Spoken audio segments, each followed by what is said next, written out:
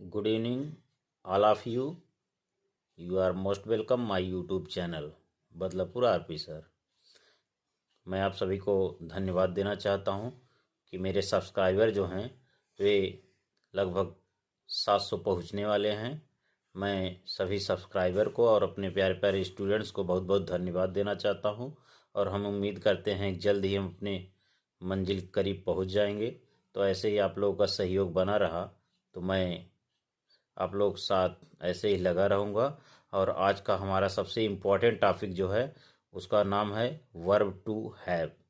Have के विभिन्न रूप होते हैं और मैं आपको बताना चाहता हूँ हैव का अर्थ कई रूपों में होता है, जैसे पास होना, रखना, अधिकार होना, संबंध होना, स्वामित्व होना। तो आइए चलते हैं हम इसकी पहचान की तरफ।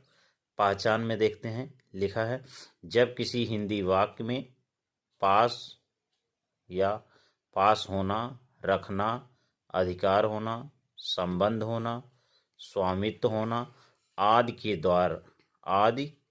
द्वारा रखता है, पास है, रखता था, पास था, रखता होगा, पास होगा आदि के साथ साथ शरीर से संबंधित किसी अंग अथवा विकार मीन्स रोग आदि का भाव प्रकट हो, तब ऐसे वाक्यों में वर्ब टू हैव का प्रयोग हिंदी वाक्य के अनुसार निम्न टेंस में किया जाता है, जो निम्न प्रकार है।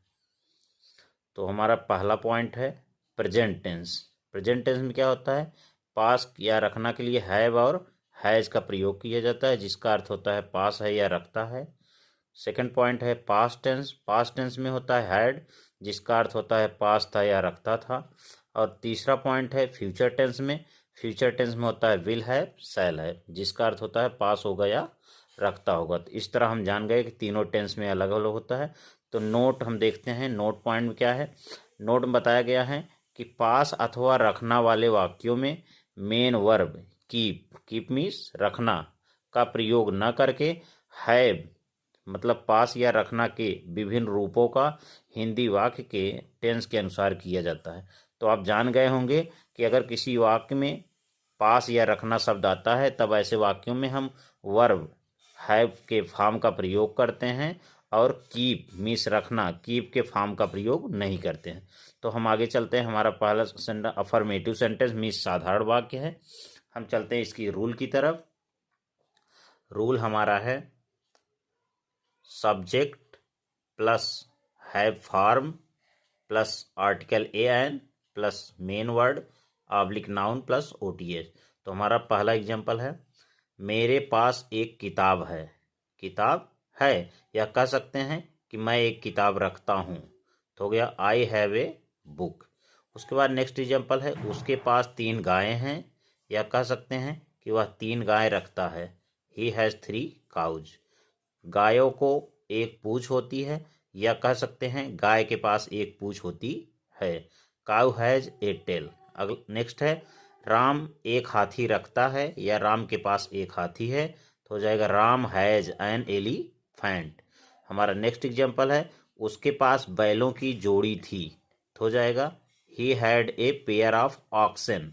ही had a pair of oxen. Next example है हम पूरी सूचना रखते थे, या हमारे पास पूरी सूचना थी, तो हो जाएगा we had complete information. We had complete information. Next example है उसके पास तीक्ष्ण बुद्धि होगी, तो हो जाएगा he will have sharp intellect. He will have sharp intellect INTELLECT। नेक्स्ट है हम लोगों को प्रतिष्ठा मिलेगी। हम लोगों को प्रतिष्ठा मिलेगी we shall have prestige. We shall have prestige. Next example है वह एक लाल कार रखता होगा, हो जाएगा he will have a red car. He will have a red car. हमारा नेक्स्ट एग्जांपल है कलाकार को प्रसिद्धि मिलेगी, तो हो जाएगा द आर्टिस्ट विल हैव। तो नोट देखते हैं।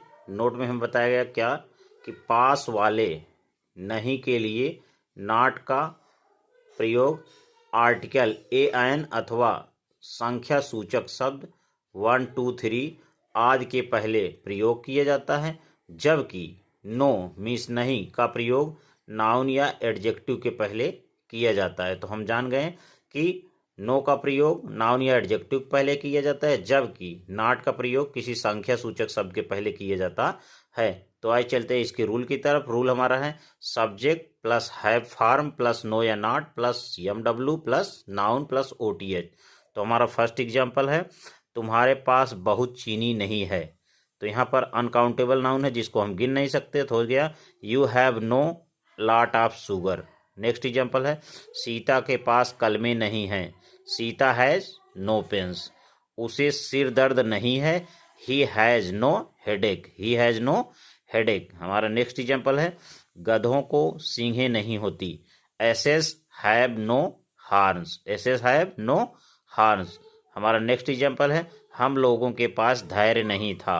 We had no patience. We had no patience. हमारा नेक्स्ट एग्जाम्पल है, तुम्हारे पास मेरे लिए समय नहीं है। तुम्हारे पास मेरे लिए समय नहीं है। You have no time for me. No time for me. Next है हमारा एग्जाम्पल, मुझे आपसे कोई उम्मीद नहीं होगी। मुझे आपसे कोई उम्मीद नहीं होगी।